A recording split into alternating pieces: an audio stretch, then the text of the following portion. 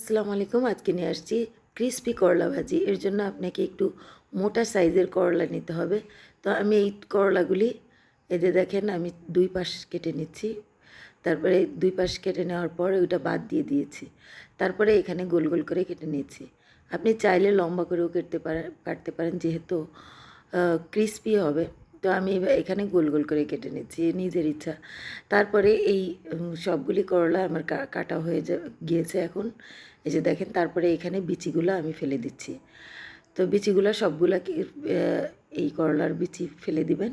বিচিগুলা তো ভালো লাগে না এইজন্য বিচিগুলা ফেলে দিচ্ছি। তো এখানে দেখেন আমি বিচিগুলা ফেলে দিয়েছি।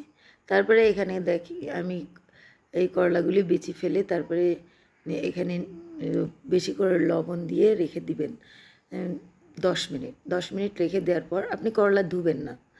ধুলে কিন্তু হবে না, আগে ক্রিসপি হবে না।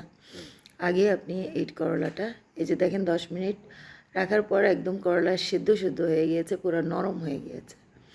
তারপরে এখানে জালির উপরে একদম পানিটা ঝরিয়ে নেবেন। আমি অনেকক্ষণ জালিতে রেখে পানিটা ঝরিয়ে নিয়েছি। তারপরে এখানে দিয়েছি আদা রসুন বাটা। তারপরে এখানে দিয়েছি জিরা আর কাঁচামরিচ আর ধনেপাতা বাটা। তারপরে এখানে দিয়েছি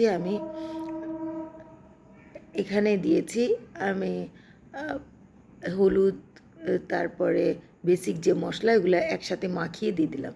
তারপরে দিয়ে দিলাম এই বেসন। আপনি বেসনই নেওয়ার চেষ্টা করবেন। অনেকেই ক্রিসপি করলার জন্য চালের গুঁড়া ব্যবহার করে। তো আমি চালের গুঁড়া ব্যবহার করছি না, এখানে বেসন ব্যবহার করেছি। তারপরে এখানে 10 মিনিট আবারও আমি রেখে দিয়েছি।